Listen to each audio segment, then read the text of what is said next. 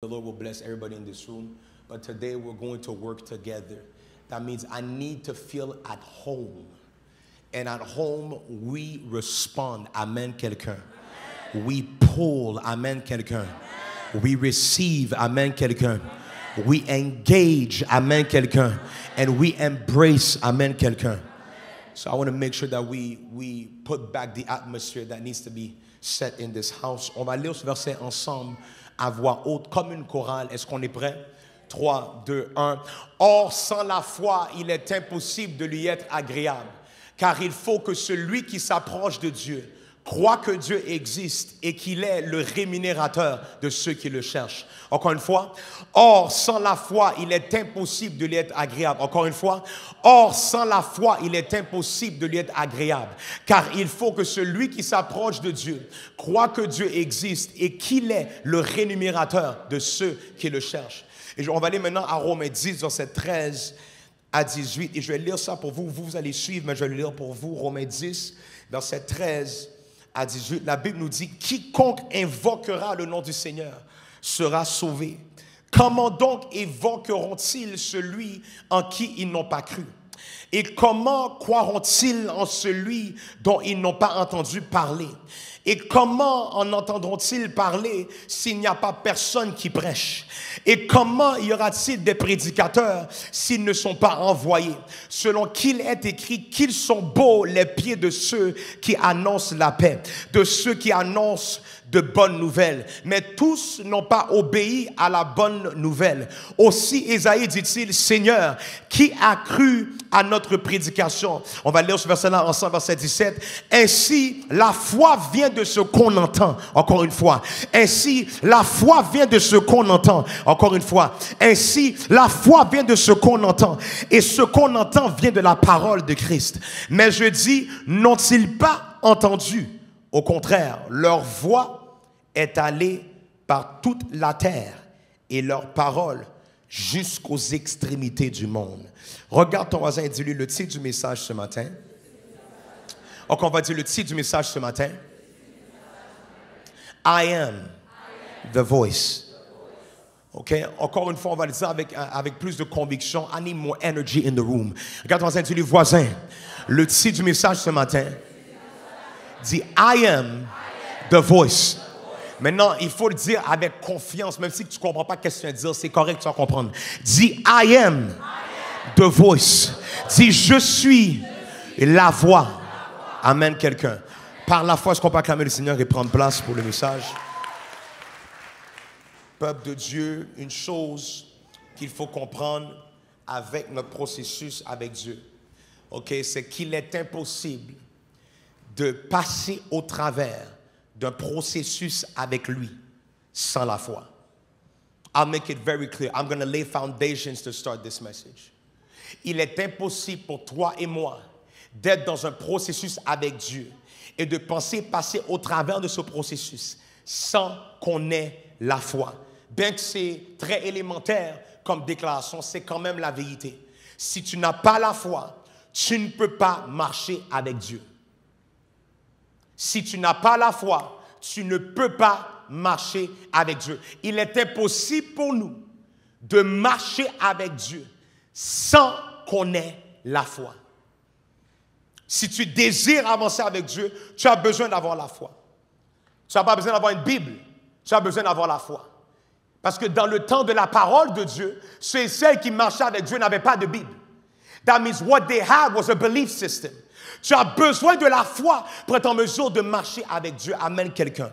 Dis à ton voisin, si tu veux avancer avec Dieu, tu as besoin d'avoir la foi. La foi est le moteur de notre vie spirituelle.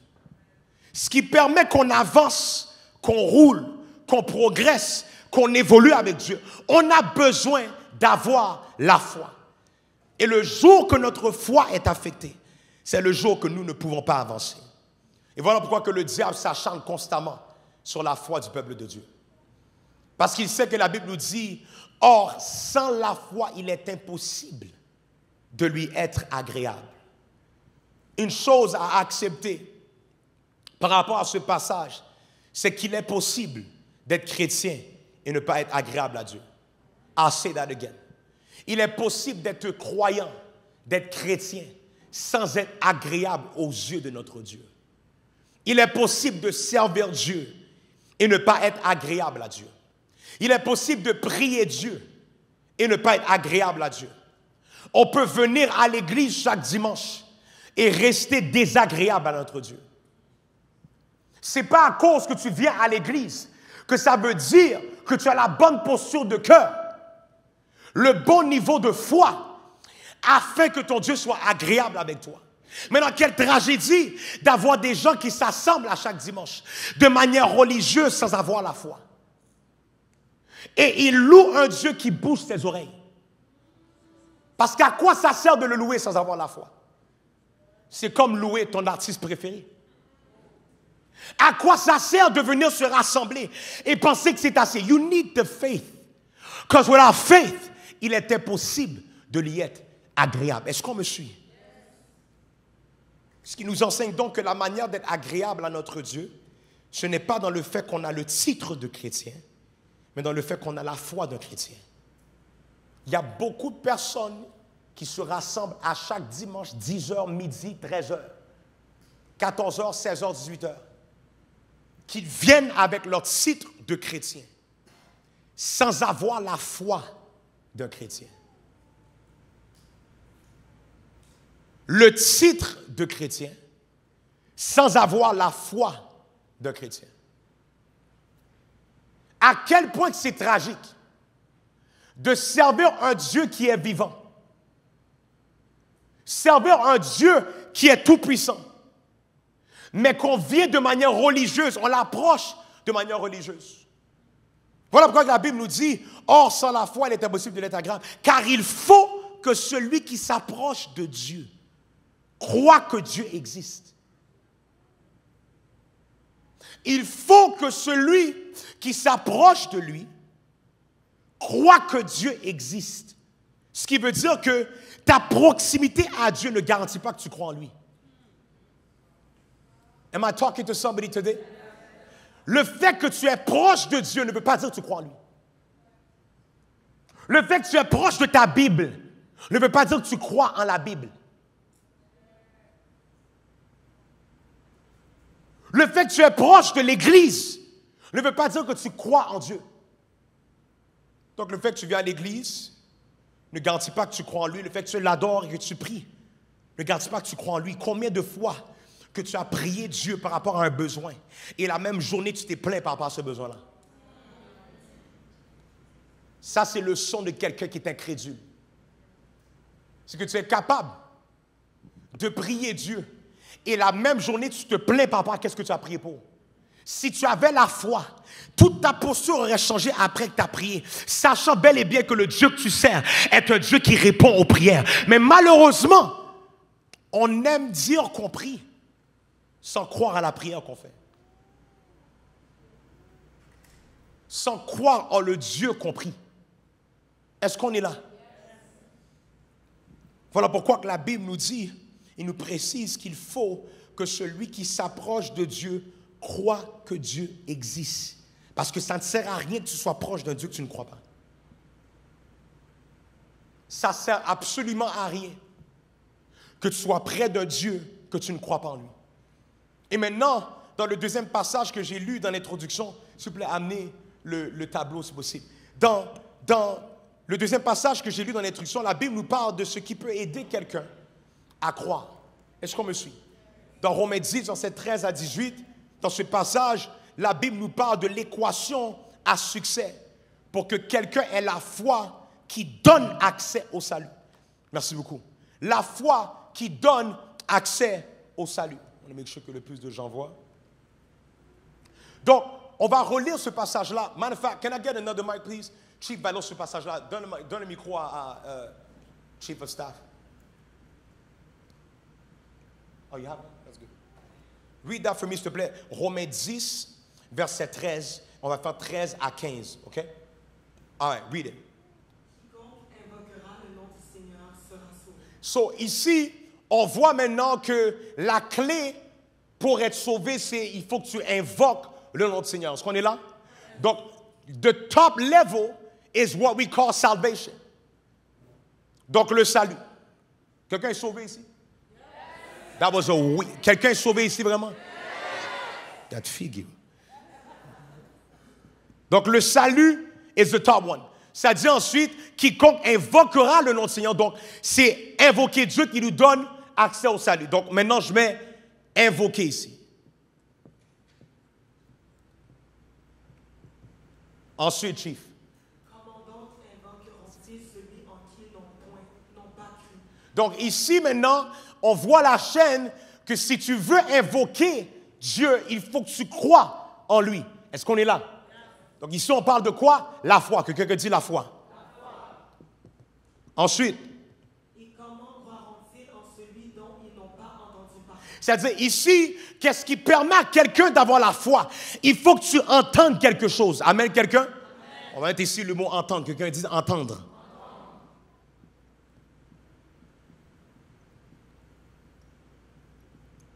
Next. Et comment en entendront-ils parler s'il n'y a personne qui prêche? Donc maintenant, il faut qu'il y ait un prédicateur qui parle pour que quelqu'un entende, pour qu'après qu'elle entende, qu'elle ait la foi, et qu'après qu'elle ait la foi, qu'elle invoque, ensuite qu'elle soit sauvée. Est-ce qu'on est là? Est-ce qu'on est là? Est-ce qu'on est tous? We're all there. Donc ici, on va mettre un prédicateur. Est-ce qu'on est là? Prédicateur. Quelqu'un dit prédicateur. Regarde ton dit voisin. Deviens un prédicateur.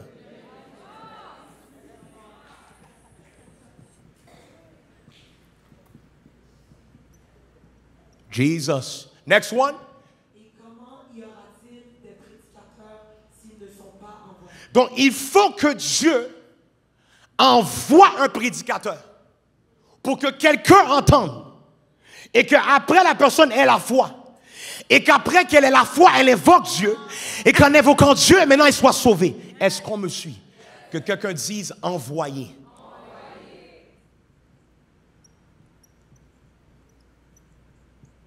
It's going to be good today.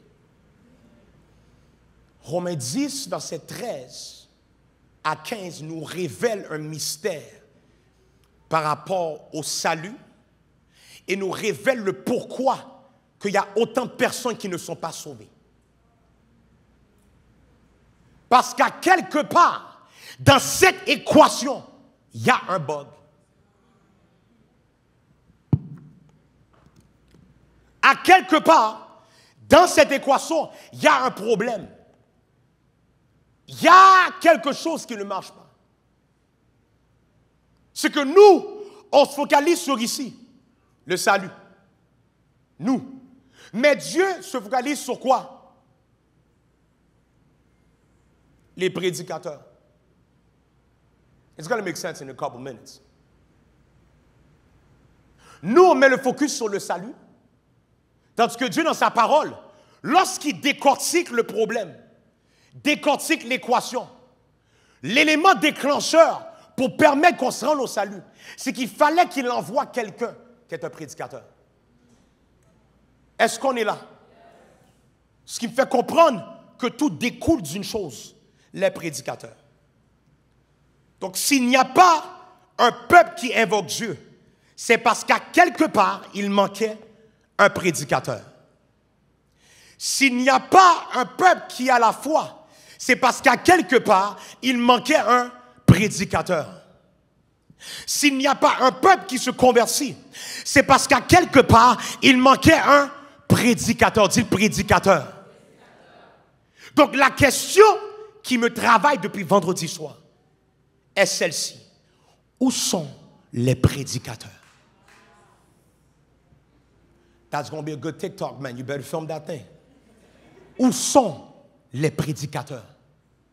Je sais où sont les chrétiens.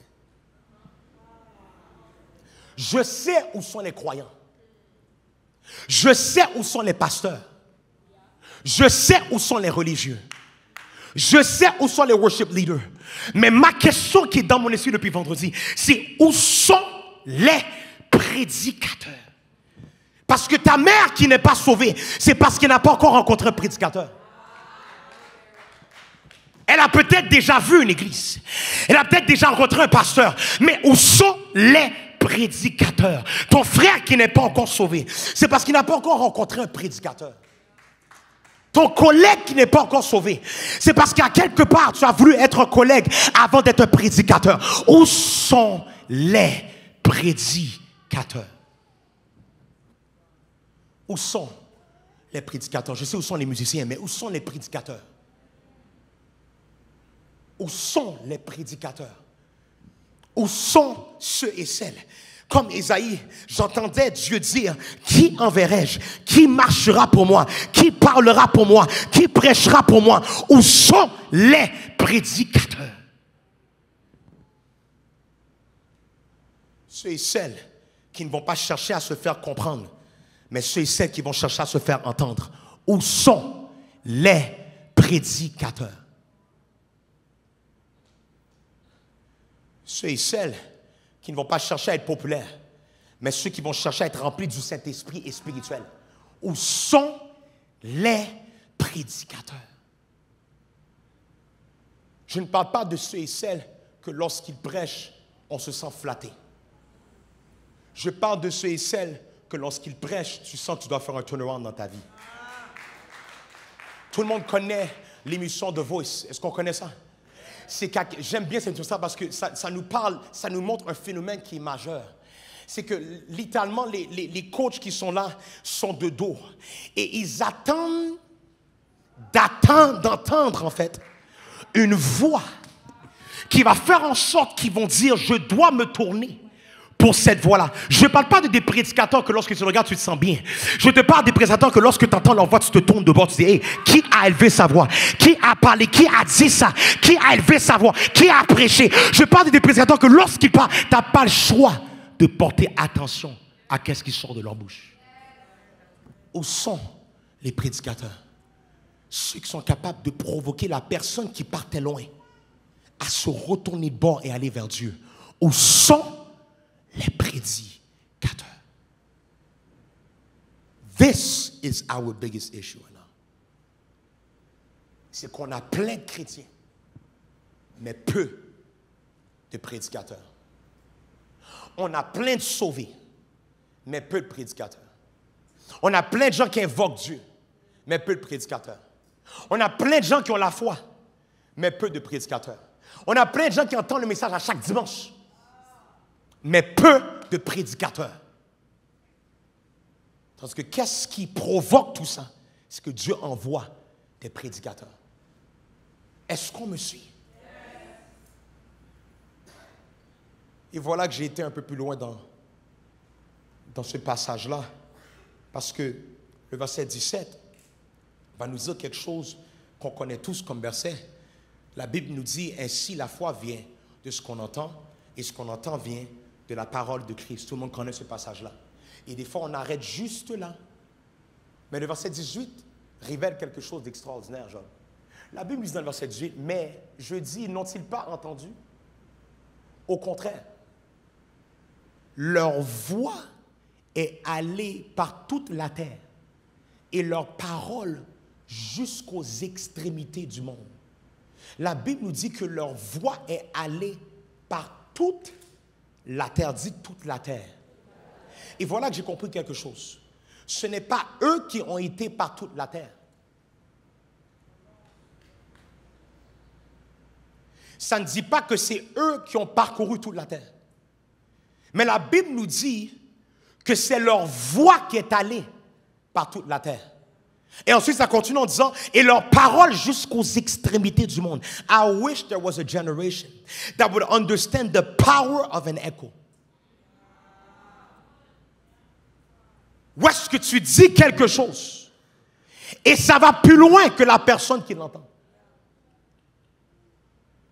Où est-ce qu'il y a un effet domino qui accompagne ce qui sort de ta bouche? Que quelqu'un dise écho. Une chose que j'ai remarqué qui est un problème avec cette génération et cette église du 21e siècle, c'est que notre voix se fait uniquement entendre dans l'église. I'll say that again. Notre voix ne se fait qu'entendre dans l'église. La seule chose qui entend, c'est les quatre murs. Et la raison pour laquelle, ce n'est pas forcément à cause que le volume n'est pas assez fort. Parce que le volume du peuple n'est pas assez fort. Qu'est-ce que je veux dire par là? Le pasteur fait sa job, le prédicateur fait sa job, mais ça s'arrête à là. Parce que la job de celui qui est en train de recevoir, ce n'est pas pour recevoir pour toi. C'est recevoir pour donner à quelqu'un d'autre. Ça veut dire, toi qui reçois ces paroles-là, à qui tu la transfères après? Qui a reçu de ce que tu as reçu? Que quelqu'un dise, I am the voice. Oh non, vous avez perdu un peu de puissance. C'est I am the voice. Donc, au travers de ce passage, on comprend que pour qu'il y ait quelqu'un qui arrive à invoquer Dieu, il faut que la personne ait la foi. Mais pour qu'elle ait la foi, il faut que cette personne entende une voix. Non pas qu'elle rencontre un prédicateur, mais qu'elle rencontre une voix. Parce que la Bible nous dit que c'est la voix qui a parcouru toute la terre. Est-ce qu'on me suit? Donc, techniquement, si je pourrais encore amener plus de précision à cette équation-là, ce n'est pas vraiment le mot prédicateur.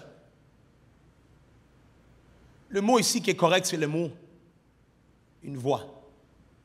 Donc Dieu envoie une voix qui va se faire entendre, qui va activer la foi de quelqu'un pour que la personne invoque le Seigneur et qu'elle soit sauvée. Donc c'est une voix qui est nécessaire afin qu'il y ait quelqu'un qui se retrouve maintenant à avoir le salut. Est-ce qu'on me suit? It will make sense in a couple of minutes. Ensuite, lorsque j'ai fini de lire ce passage-là, je commence à comprendre quelque chose. Il y a des voix qui sont entendues, mais il y en a qui ne sont pas entendues. Est-ce qu'on me suit? Combien de prédicateurs que tu as entendus, mais que ça n'a rien fait en toi?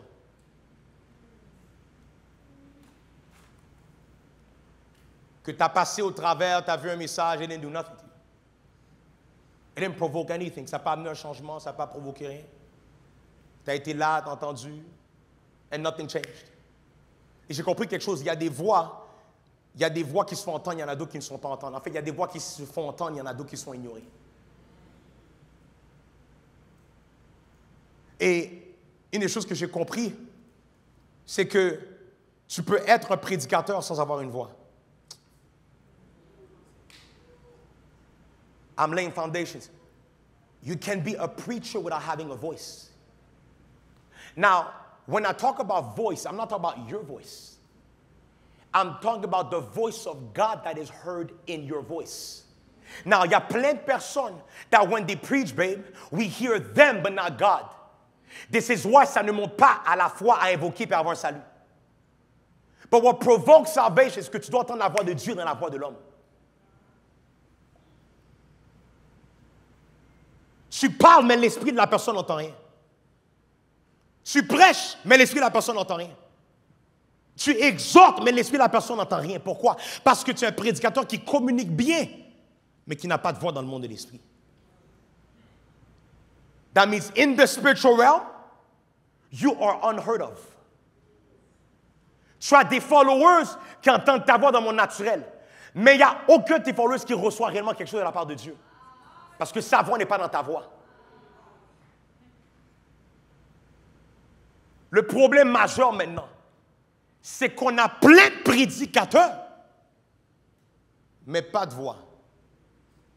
Des voix autorisées par Dieu, que lorsqu'ils ouvrent la bouche, le Saint-Esprit se fait entendre.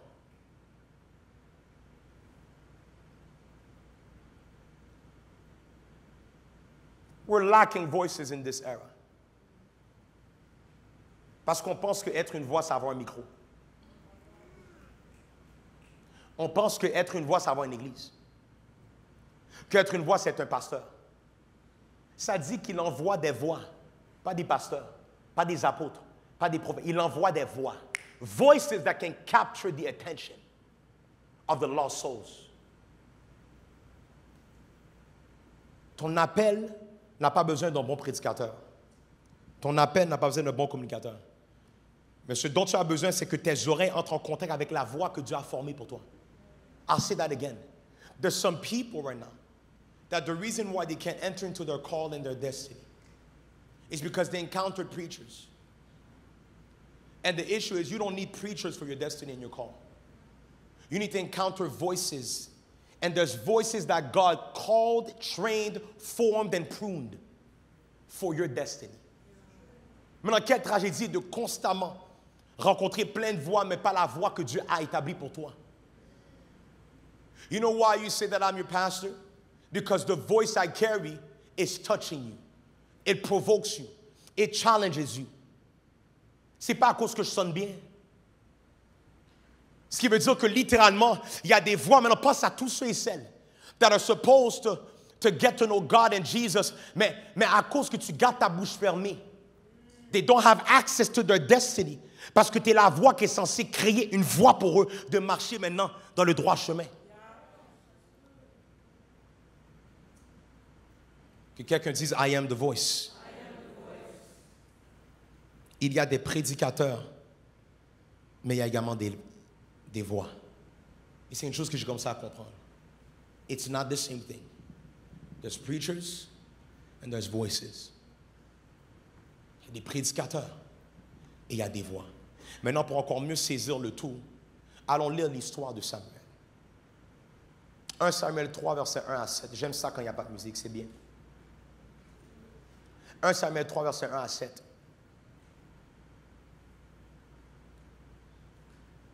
La Bible nous dit ceci. Le jeune Samuel était au service de l'Éternel devant Élie. Le jeune Samuel était au service de l'Éternel devant Élie. La parole de l'Éternel était rare en ce temps-là. Les visions n'étaient pas fréquentes. En ce même temps, Élie, qui commençait à avoir les yeux troubles et ne pouvait plus voir, était couché à sa place. La lampe de Dieu n'était pas encore éteinte. Et Samuel était couché dans le temple de l'Éternel. Maintenant, c'est important de comprendre que Samuel était couché où? Dans le temple de l'Éternel. J'ouvre une parenthèse. Fais attention où tu dors cet été.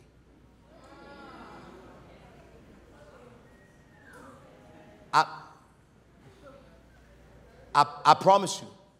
The Lord told me this pendant que je lisais le passage, il dans la parenthèse, j'ouvre une parenthèse pour vous. The Lord told me this. Tell my people to be careful where they sleep. Parce qu'il y a des attaques que tu reçois. Des transferts que tu as. C'est parce que tu as dormi au mauvais endroit. En dormant là, tu t'es mis sous autorité de qu'est-ce qui gouverne dans ce lieu-là. Ce qui fait en sorte maintenant que tu peux dormir d'une manière, tu te réveilles de l'autre. Parce que tu t'es endormi dans un endroit que Dieu ne voulait pas que tu dors là. Chill avec la personne, il n'y a pas de problème. Mais dors pas n'importe où. Parce que là où tu dors, c'est important. Je vous le prouve. Samuel a dormi là, dans le temple, où était l'arche de Dieu. Alors l'Éternel appela Samuel. Je m'arrête là.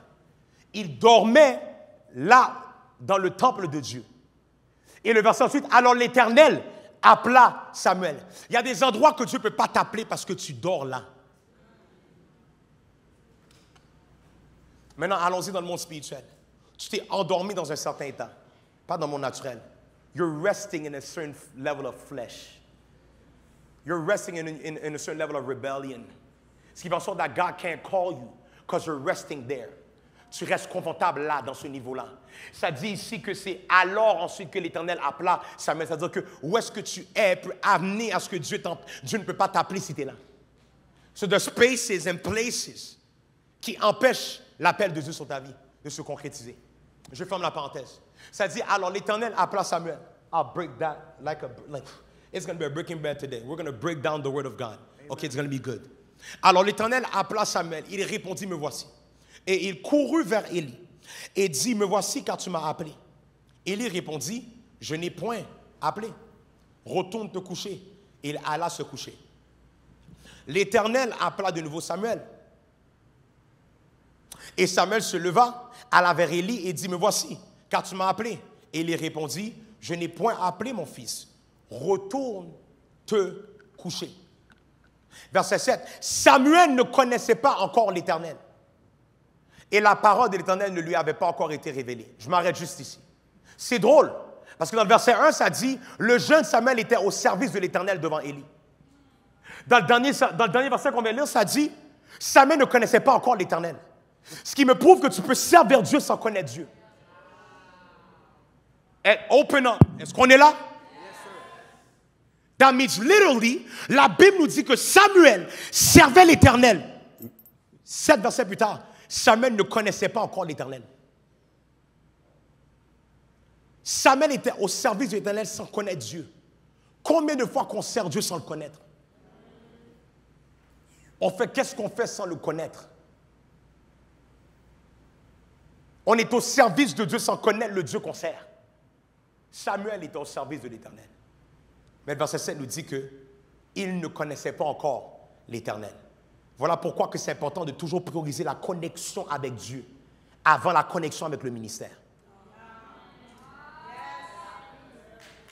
Thank you, Emily. Thank you. You helped me out because I feel like y'all are tight today. I said it's better to focus on your connection with God than to focus on your connection with serving.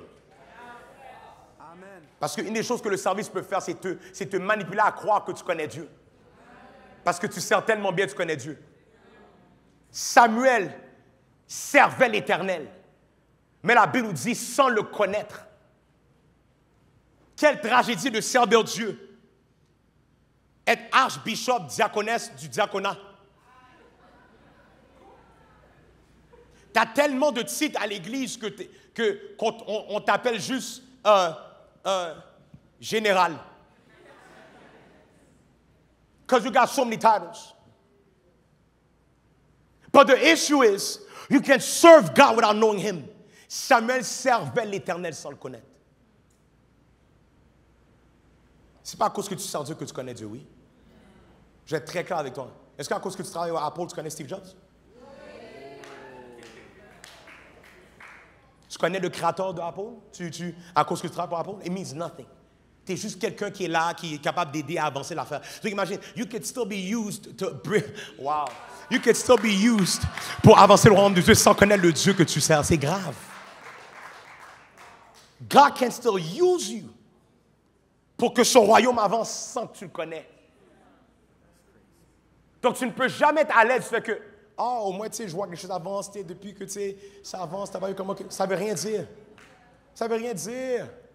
Les gens qui pleurent sur la présence de Dieu, non, dans lequel j'ai pris pour la personne dans le métro, la scène qui est en train de s'effondrer, puis c'était incroyable. And God is like, yeah, perfect, thank you, at least I saved the soul, but you still don't know me. You still don't know me. You still don't know me. You don't know what I sound like. You don't know me. You don't understand who I am. You come to church, but you don't know who I am. You read your Bible, you don't know who I am. You do this for your own good because you want to feel better about yourself because you feel like this is what needs to be done to be a good Christian, but you don't know who I am. You're not a son, you're a Christian. That's the issue right now. C'est qu'il y a trop de chrétiens, il n'y a pas assez de fils de Dieu. Des gens qui cherchent à être des fils de Dieu. Quand que Dieu va t'appeler dans les cieux, il ne va pas t'appeler chrétien, il va t'appeler mon fils, ma fille. Donc tu dois être un fils avant d'être un chrétien. I'm sorry, j'ai élevé ma voix, I'm so sorry. Donc, la Bible nous dit ici, Samuel ne connaissait pas encore l'Éternel. Quelle tragédie de servir un Dieu que tu ne connais pas. Et la parole de l'Éternel ne lui avait pas encore été révélée. Et la Bible nous dit, ensuite, l'Éternel appela de nouveau Samuel. Pour la troisième fois, dit troisième fois. Et Samuel se leva, alla vers Élie et dit, « Me voici car tu m'as appelé. » Élie comprit que c'était l'Éternel qui appelait l'enfant. C'est parce que Élie avait auparavant une expérience avec Dieu. Donc il a reconnu qu'est-ce qui se passait parce que lui, il était jeune, lui, il était vieux. Il a dit, « Attends une minute, je reconnais qu'est-ce qui se passe. » C'est que maintenant, Dieu est en train de l'appeler. Et vu qu'il ne connaît pas la voix de Dieu, qu'est-ce qu'il fait? Il va voir son autorité spirituelle. Let me be very, very clear with you. Une des preuves que tu n'as pas une connexion avec ton Dieu, c'est qu'à chaque chose qu'il te dit, tu vas voir le système. Je m'arrête. Le système qui est l'Église. Parce que tu n'as pas encore développé une intimité avec Dieu pour comprendre lorsque Dieu te parle. Sur chaque chose qu'il te dit, tu dois aller vérifier, voir avec ton ami si ton ami a senti la même chose. Tu vas voir quelqu'un qui est proche. Est-ce que peut-être c'est ça que ça veut dire? C'est-à-dire Samuel est allé voir qu'est-ce qu'il connaissait parce qu'il ne connaissait pas la voix de Dieu. Donc, il pensait que la voix qu'il disait, c'est la voix d'Élie. Parce qu'il était familier avec la voix d'Élie, mais pas la voix de Dieu. Donc, littéralement, Samuel était rendu handicapé par la connaissance qu'il avait, ou plutôt l'ignorance qu'il avait. Donc, qu'est-ce qui s'est passé maintenant? C'est qu'il va aller voir Élie. Maintenant, Élie va dire, « Wait a minute, je comprends qu'est-ce qui se passe. C'est pas Ce n'est pas moi qui t'appelle. Dieu est en train de t'appeler. Élie comprit que c'était l'Éternel qui appelait l'enfant. Et il dit à Samuel, va, couche-toi. Et si l'on t'appelle, tu diras, parle, Éternel, car ton serviteur écoute. Et Samuel alla se coucher à sa place. Job, viens reprendre ça, s'il te plaît. Au travers du conseil qu'Élie a donné à Samuel, le Saint-Esprit a fait ressentir une révélation de ce passage. Élie va lui dire comment réagir à la voix de Dieu. Et il va dire de répondre, parle, Éternel, car ton serviteur écoute. Ce qui me fait comprendre que la formation du prophète Samuel a commencé en étant à l'écoute. Listen to me carefully. Avant d'être un porte-parole, tu dois être quelqu'un qui a su écouter. Avant que tu sois un prédicateur, tu dois être quelqu'un qui a su être à l'écoute. En fait, c'est notre écoute qui nous qualifie pour qu'on soit envoyé comme des voix de ce monde. Wow. Tu ne seras jamais qualifié pour être une voix autorisée par Dieu si tu n'as pas probablement été à l'écoute. Voilà pourquoi Élie va dire à Samuel de répondre par l'Éternel, car ton serviteur écoute. Que quelqu'un répète cette prière et dit par l'Éternel, car nous t'écoutons. Je remarquais quelque chose avec les chrétiens, c'est qu'on est fort pour prier, on est pas aussi fort pour nous. Ça t'est déjà arrivé d'arriver dans I forget that. Je suis en train de prier Dieu, en train de prier. Et tu m'as dit, ferme ta bouche. Non, c'est vrai. Et je pensais que moi, dans ma tête, c'est le diable qui m'attaque. Moi, tu me dis, le diable m'entend. Je vais élever ma voix encore plus fort. Au nom de Jésus, je suis en train de prier. Et la voix est encore plus forte. Ferme ta bouche. Tais-toi. Et j'ai compris, après que c'était Dieu qui me disait ferme ta bouche. Et j'ai dit, oh. Il m'a dit, tu parles trop. Tu ne me donnes pas assez d'espace que moi je parle. Donc, tu as pris quelque chose que je veux répondre, mais tu parles tellement que je ne veux pas parler. Des fois, on oublie que la prière, c'est une conversation.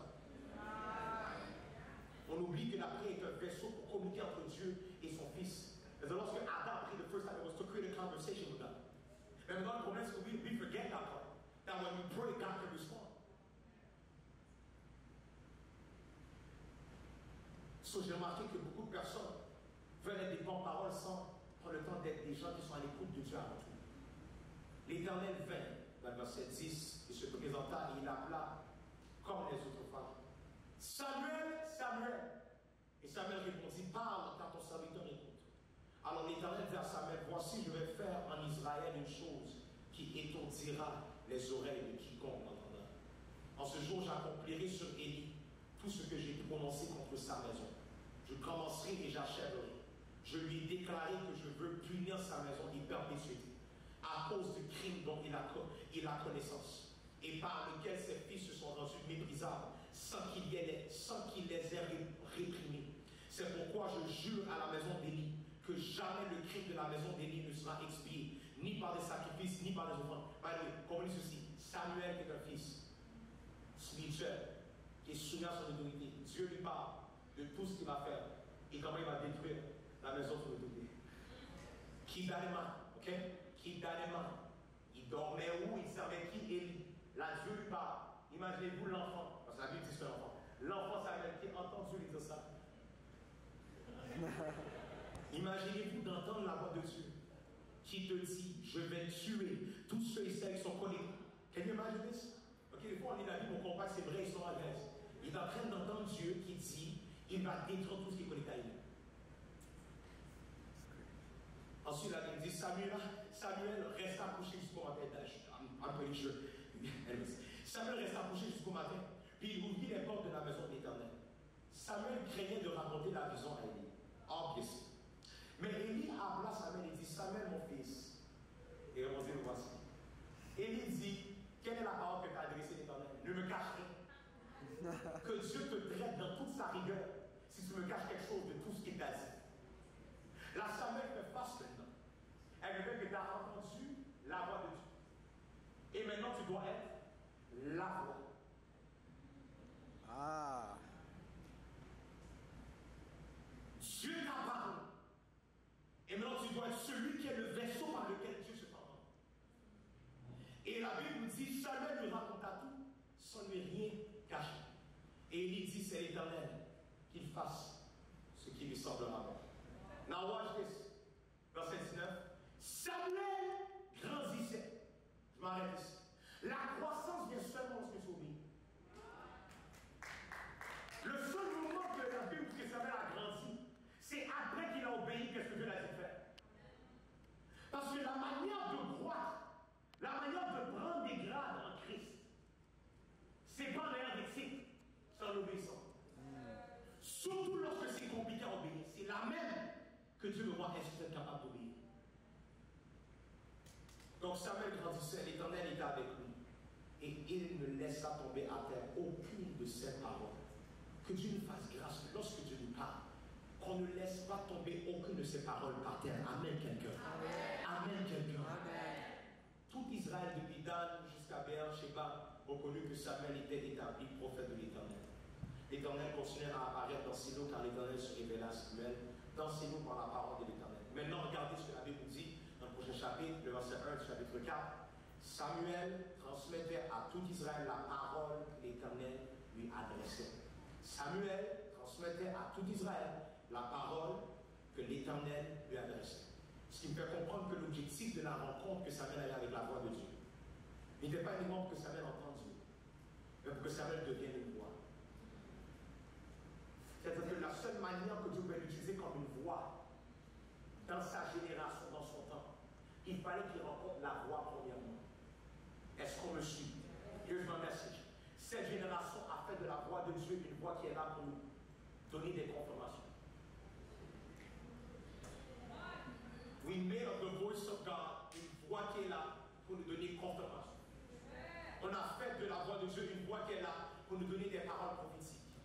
On a fait de la voix de Dieu une voix qui est là pour nous amener à être encore plus confiants et plus sûrs de nous-mêmes dans nos décisions.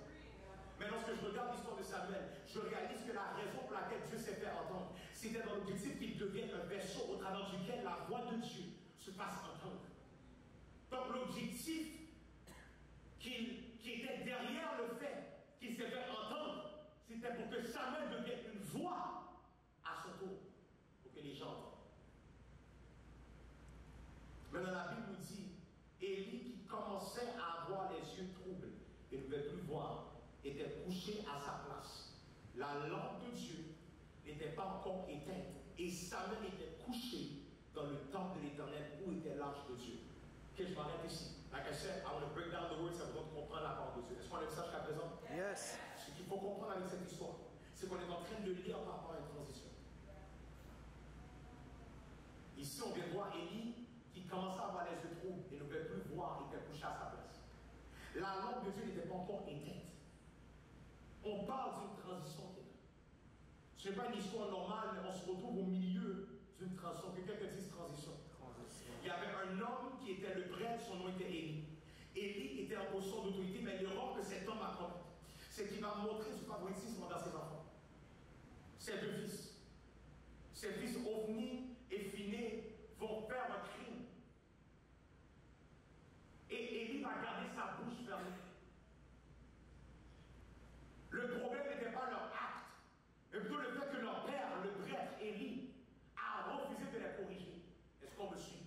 Élie a refusé de respecter sa responsabilité en tant que père. Lorsqu'il devait parler, il va décider de garder sa bouche fermée. Lorsqu'il devait reprimander, il va décider de garder sa bouche fermée. Lorsqu'il devait mettre de l'ordre, il va rester silencieux. Donc littéralement, qu'est-ce qui a pris place? C'est que Élie va décider de ne pas être la voix qu'il est censé être. Et maintenant, surtout dans une transition, tu vas devoir trouver quelqu'un d'autre qui allait avoir l'artifice de dire ce qui doit être dit. Et voilà que tu vas juger bon de sélectionner un homme portant le nom de Samuel. Mais regardez ceci, la manière de faire de Samuel, avant de l'utiliser, avant de le mandater, il devait s'assurer que Samuel rencontre sa voix. Est-ce qu'on me suit? Yeah. Pourquoi? Parce que Dieu refuse d'utiliser quelqu'un qui ne le connaît pas. Dieu refuse d'utiliser quelqu'un qui ne le connaît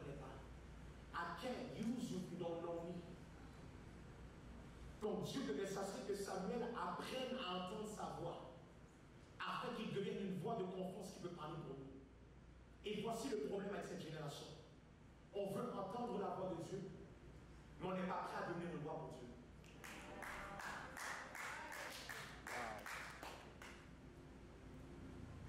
Wow. On veut entendre la voix de Dieu, mais on n'est pas prêt à être une voix pour Dieu. On veut entendre la voix de Dieu pour nos gains personnels, mais on n'est pas prêt à devenir une voix pour Dieu. I'm not done. Cut it. I'm not done yet. Now they think it's over. I'm not done. I'm just getting started. As a littéralement, we want to hear God's voice. Because it brings peace to us. Que qu'est-ce qu'on doit faire maintenant? Sinon, c'est quoi le plan? Et on veut l'entendre pour nous. Mais pas pour qu'on soit utilisé par nous. On n'est pas prêt à des Jean-Baptiste. Des hommes et des femmes qui sont prêts à être une voix qui prépare le chemin pour Jésus. On en veut. On veut la voix de Dieu pour nos gains personnels, pour qu'on puisse se sentir en paix. Qu'on ait plus de clarté dans la vie. Qu'on puisse savoir quoi faire dans le fait. Les projets, les choses, c'est le Seigneur, c'est quoi, c'est. Et où sont ceux et celles qui vont chercher la voix de Dieu pour être une voix pour Dieu? Parce que all you want is to be a voice. You want God to trust you.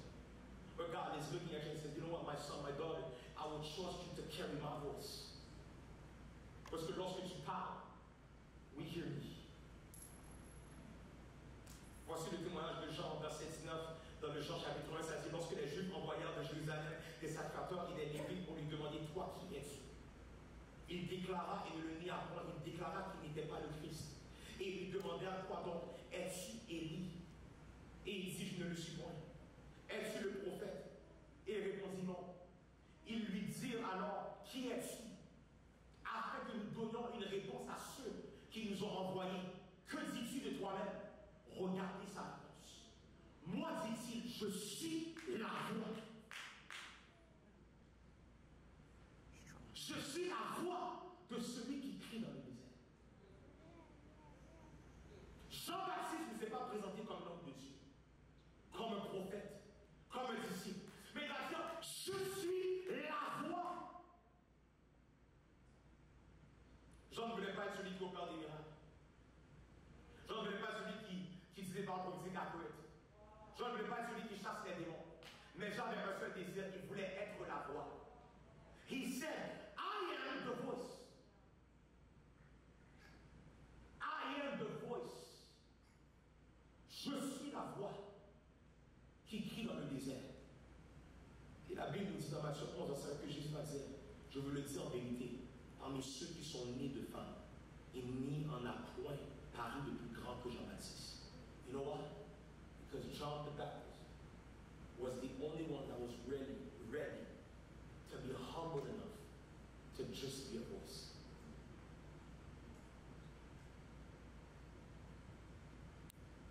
La voix qui crie dans le désert. La voix qui crie dans le désert. Qui a préparé le chemin pour Jésus. Il dit, je suis la voix. Il n'y a pas je suis un homme de Dieu. Je suis ceci, cela. Elle dit, je suis la voix. Et j'entends Dieu dire que dans cette saison, il n'est pas la recherche de l'homme. Il n'est pas la recherche d'homme de Dieu ni de femme de Dieu. Mais il est à la recherche des prochains Jean-Baptiste. Ceux et celles qui seront prêts à devenir des voix, qui vont préparer le chemin pour le Seigneur. Ceux et celles qui seront prêts à devenir des voix, qui vont provoquer un réveil dans la ville de Montréal. Tu sais c'est quoi le problème? Parce que si j'en ai dit que Dieu, en cette saison, s'apprête à ouvrir des portes. Alléluia. Gloire à Dieu. Que Dieu soit là. Que Dieu soit exalté. Mais quand que Dieu nous donne une parole qui dit I'm about to choose something to become some voices, you know what happens? Silence total. Parce que c'est ça qu'on aime faire, être en silence. Selon ce qu'on dit qu'on est avec une voix, on n'est pas capable de même réagir. Because we're used to being on mute. We're loud when it comes to blessings and opportunities and prophetic words. c'est le temps de ressentir le poids qui vient avec le moment, c'est là qu'on est sensible.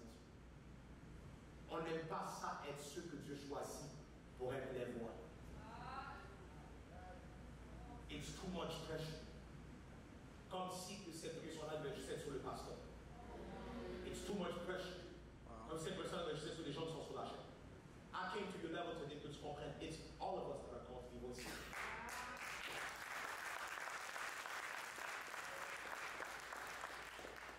Je suis pas en train de dire que nos voix vont repartir au même niveau.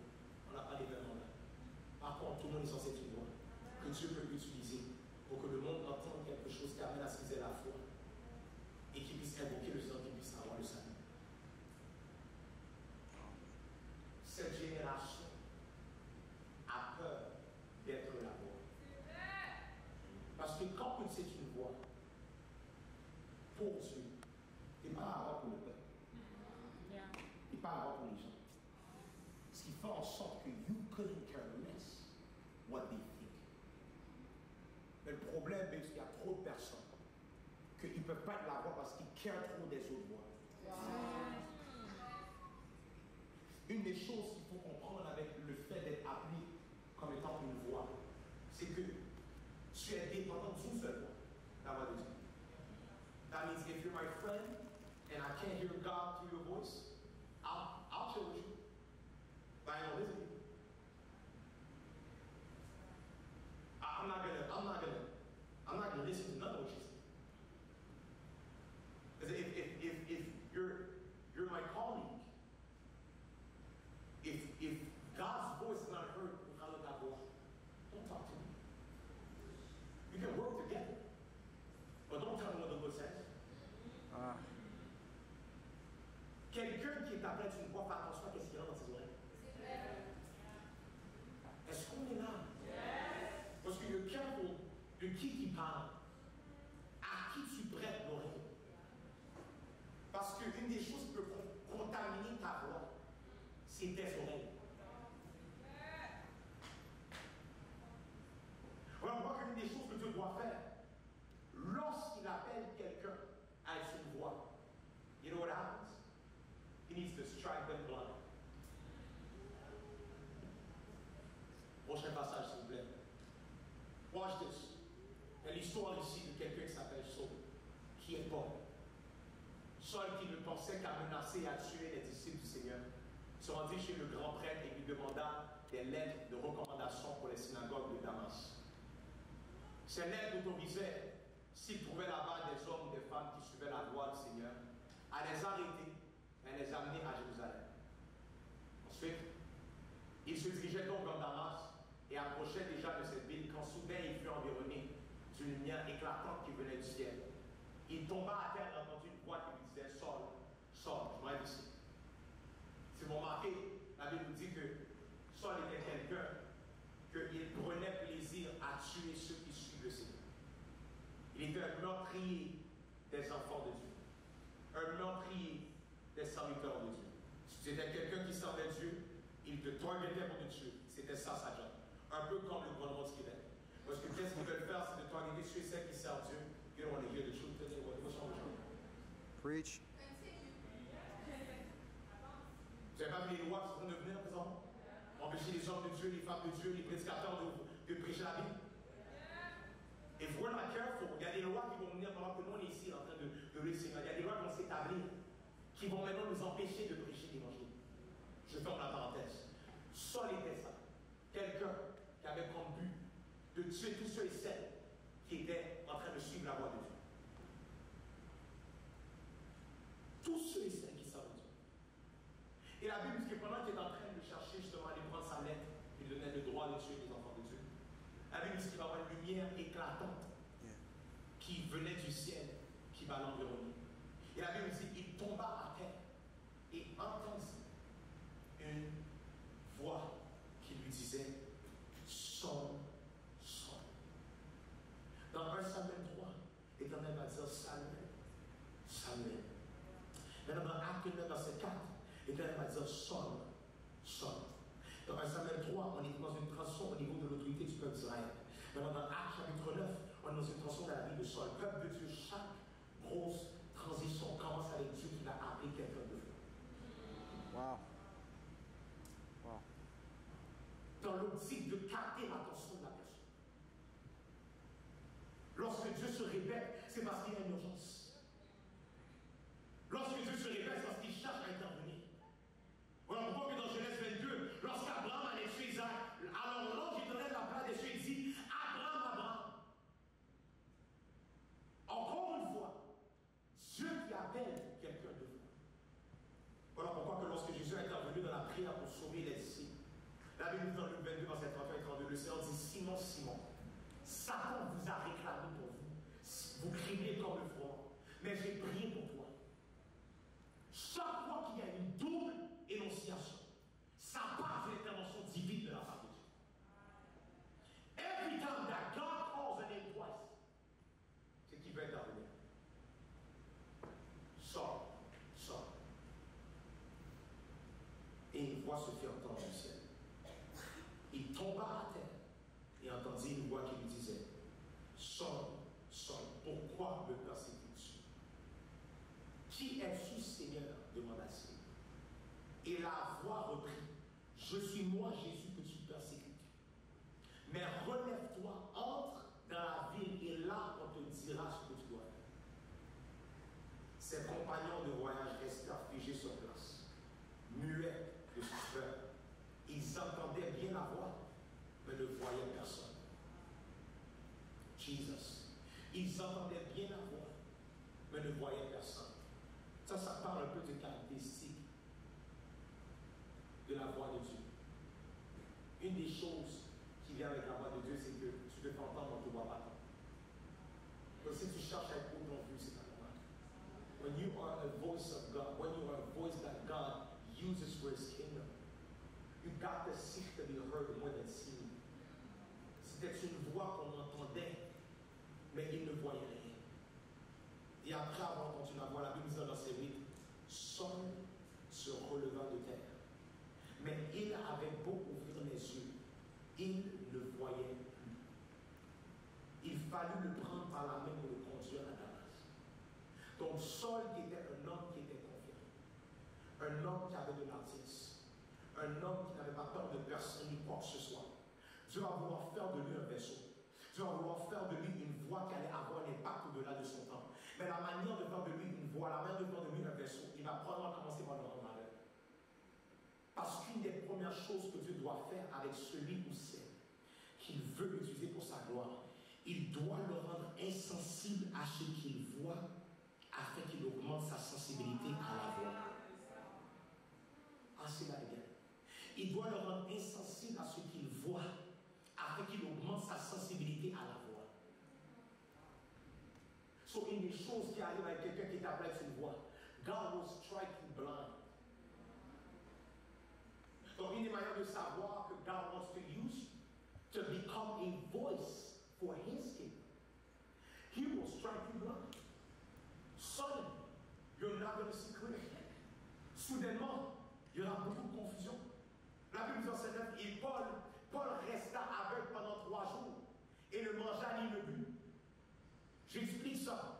Jésus avait combien de jours dans le tombeau? Combien de jours il y avait dans le tombeau? 3 jours. Jonas, combien de jours dans le poisson? 3 jours. Il faisait clair dans le poisson? Il faisait clair dans le tombeau? It was dark. Paul was put in a place of transition. And for the transition to become who he was called to be, God had to put him in a place of darkness. Où est-ce que Jésus était là également?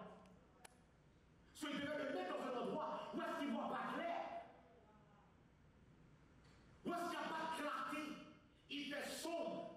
Pourquoi? Pour l'amener maintenant à augmenter sa sensibilité à la voix de Dieu.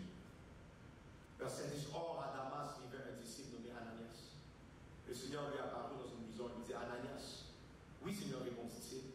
Et le Seigneur lui dit lève-toi et va dans la rue que l'on appelle la rue droite. Et dans la maison de Judas, demande à avoir un nommé Saul, originaire de Tarse. Car il prie. Et dans une vision, il a vu un homme du nom Ananias entrer dans la maison et lui imposer les mains pour lui rendre la vie. Lui imposer les mains et lui rendre la vie. lui imposer les mains et lui rendre la vie. Mais Seigneur répliqua à Ananias, j'ai beaucoup entendu parler de cet homme, de plusieurs côtés. On m'a dit tout le mal qu'il a fait au nom de ton cœur, saint à Jérusalem. Depuis, il est venu ici, muni de pouvoir, que nous accordé les chefs des prêtres pour arrêter tous ceux qui te prient. Mais le Seigneur lui dit, va, car j'ai choisi cet homme pour me servir. Une des preuves que tu es choisi par Dieu pour servir Dieu. He will strike you blind.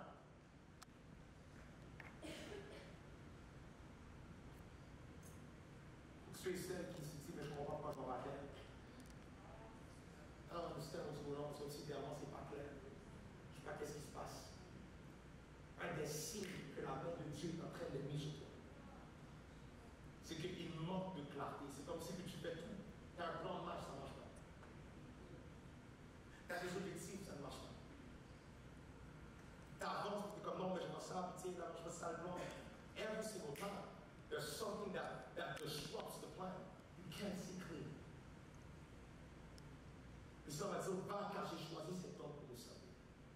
Il fera connaître qui je suis au peuple étranger et à leur roi, ainsi qu'aux Israélites. Verset 19. Ananias partit donc. Il est arrivé dans la maison, il imposa les mains à Saul et lui dit, Saul, mon frère, le Seigneur Jésus qui t'est apparu sur le chemin par lequel tu viens, m'a envoyé pour que ta vue te soit rendue et que tu sois rempli de Saint-Esprit. Au même instant, ce fut comme si les écailles tombaient des yeux de Saul. Et il vit de nouveau. Alors il se leva et fut baptisé. Puis il mangea et reprit les forces.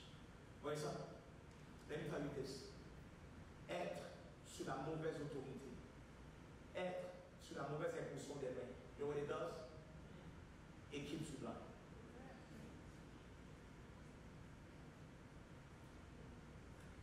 Qu'est-ce qui a permis à ce qu'il y ait la clarté qui vient? Il y a une impulsion des mains qui a été faite. Et la Bible nous dit qu'il y a des écailles qui sont tombées. Est-ce qu'on le suit? Des écailles sont tombées des yeux de Saul. Ou est-ce que maintenant il est en mesure de revoir maintenant clair? L'impulsion des mains, c'est ce que ça fait. Il y a des choses, you need a good laying on of hands. Someone that lays hands over you. Une des choses que je réalise, c'est que la COVID a fait ça un peu. Mais les gens sont réticents à avoir l'impulsion de main. Parce que la Bible est claire. Voici les miracles qu'on comprendra ceux qui ont cru. Ça dit dans le verset, ils imposeront les mains aux malades. Et les malades seront guéris. Depuis Covid, on veut faire des guérisons longue distance. Healing in the name of. Parce que la personne même qui fait la prière a peur de la maladie. Ce qui fait en sorte que you don't want to touch the person. L'imposition des mains est importante, peuple de Dieu. There's some stuff que ça passe seulement par l'imposition des mains.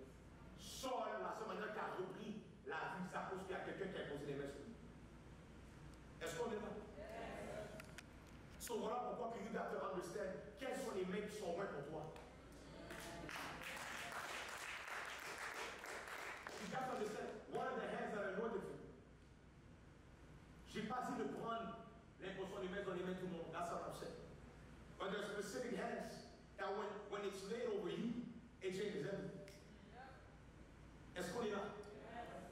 So Saul va faire face à Ananias. Ananias va poser les mains sur lui. Il va reprendre la vie. Et la Bible nous dit ceci, dans le verset 20 et 22. Et dans les synagogues, il se mit tout de suite à proclamer que Jésus est le Fils de Dieu. Tout de suite. Paul est devenu une voix. Ses auditeurs n'en revenaient pas. Tous disaient, voyons, n'est-ce pas lui qui s'acharna à Jérusalem contre ceux qui, dans leur prière, invoquent ce nom-là? N'est-il pas venu ici exprès pour les arrêter, les ramener au chef des prêtres? Mais Saul s'affermissait de jour en jour dans la foi. Et les Juifs qui habitaient à Damas ne savaient plus que dire, car il leur démontrait que Jésus est le Messie. So Paul went from being a murderer to becoming a voice. Mais ce qui a permis qu'il devienne qui il est devenu, il a dû commencer par perdre la vue. Pourquoi? Parce que c'est uniquement lorsque tu perds la vue que maintenant tu dois dépendre de la voix.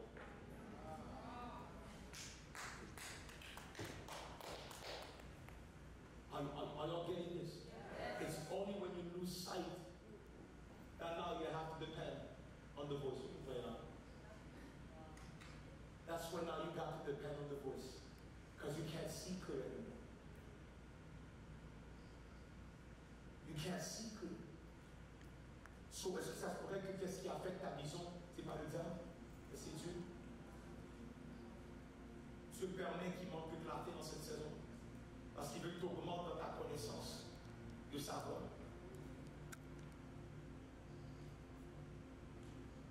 Une des choses que j'ai remarqué, c'est que it's hard man, to move forward en ayant seulement la voix.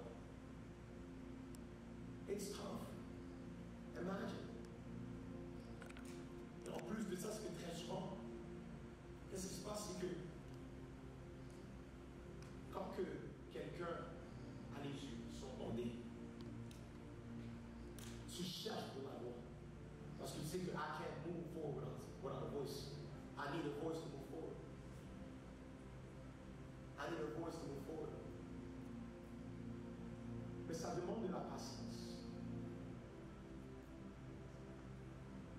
Pour apprendre à connaître la voix. Apprendre à marcher sans rien regarder en avant. Et faire confiance à la voix. Et maintenant, je me suis demandé, je me suis dit, Seigneur, mais what would happen si chaque d'entre nous, on perd la vie comme quoi? Et que la seule chose qu'on peut dépendre, ce n'est pas la voix de l'être humain. C'est la voix de Dieu. Imagine waking up one day, tu ne vois plus rien. Et donc tu as perdu la vie. Dieu t'enlève le droit de voir. I'm telling you this. I feel this strong in my belly. And in this season, the next 3 months are going to be months of conversion. Je l'explique. Il y a 2 types de conversion. Ceux qui passent d'être païens à être chrétiens. Vous avez un type de conversion. Ceux qui passent d'être chrétiens à être des voix. Now here's the thing. For you to become a voice, there needs to be something that happens in between. That part right there requires for you to be completely blind. Parce que dans l'ère dans laquelle on est, tu peux parler et tu vois aucune réaction.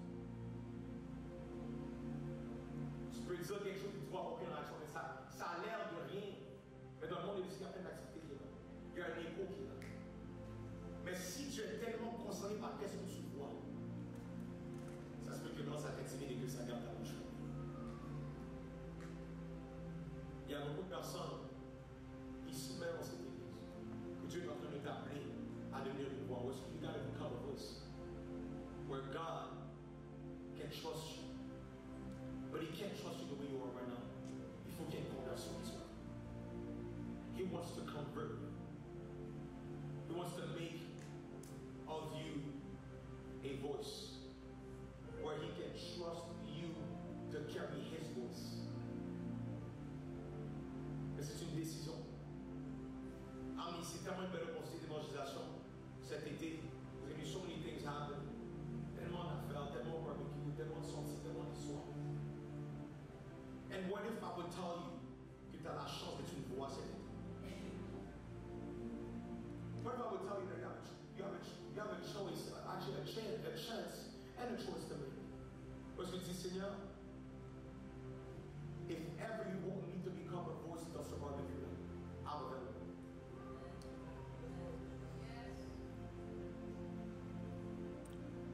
That's the type of message that people don't like, because it's a message that requires you to work. But there needs to be somebody here today who can say, you know what, God? I've received so much from you. Now I want to do stuff for you. J'ai tellement reçu de toi. J'ai tellement reçu de toi. But I want to be used by you. Parce que tu sais, I want to become a voice. Where when you speak to me, je veux être un porte-parole pour toi. La bonne nouvelle ne va pas se propager tout seul, non, les amis. There needs to be voices that rise up in this season. Il y a du monde ici que tu demandais qu'est-ce qui se passait. Why is it not clear? Because literally in this season,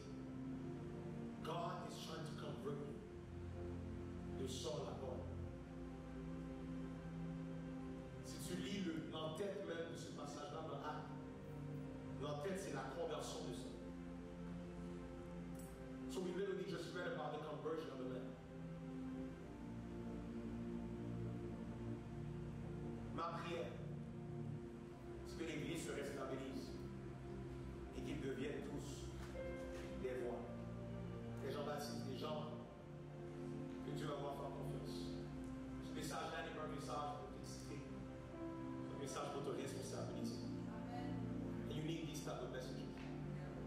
Parce que là où est-ce que nous sommes maintenant, la fin des temps dans laquelle nous sommes présentement, s'il n'y a pas des voix qui s'élèvent, on va voir des proches aller en enfer. On va voir des gens qu'on a été dans les barbecues avec aller en enfer. What a tragedy, man. And you hate, you have fun, you have all that fun with these people. And you go up, they don't. You know how hurtful this is going to be? And you're looking at heaven pour les membres de ta famille.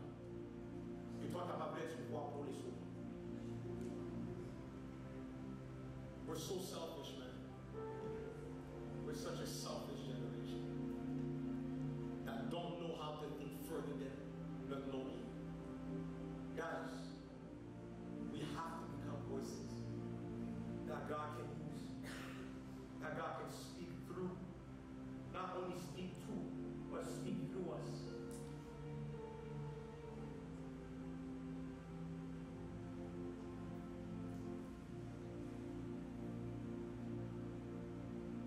Seigneur Jésus, ma prière ce matin, c'est que le poids de la responsabilité puisse augmenter dans cette saison. Fais en sorte, Papa, que ceux et celles qui sont appelés à être des voix, qu'ils comprennent l'importance qu'il y a d'augmenter leur sensibilité à ta voix. Seulement dans cette saison, aiguise nos oreilles. Dans cette saison, convertis quelqu'un comme tu as fait avec ça. Qu'il y ait une conversion qui prend place, qui amène ceux et celles qui ne sont pas encore là où Dieu veut qu'ils soient, à finalement pouvoir entrer dans leur appel et leur destinée. Seigneur Jésus, we want to become a voice. We want to become a voice.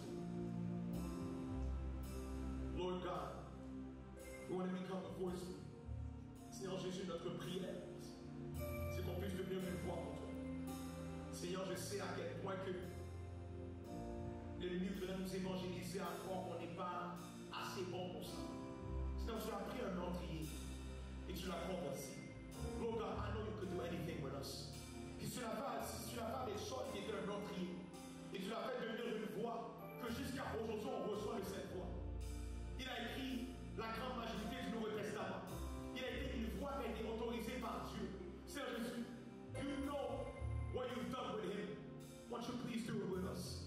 Que ce soit une saison, Papa, où est-ce que tu amènes qu'on soit converti à devenir des voix pour toi. Seigneur Jésus, fais-le. Let it be so, God, in the name of Jesus. Dans le peuple de Dieu, let me tell you this. Je suis bel et bien conscient que ce n'est pas 100% du peuple aujourd'hui qui vont prendre la décision de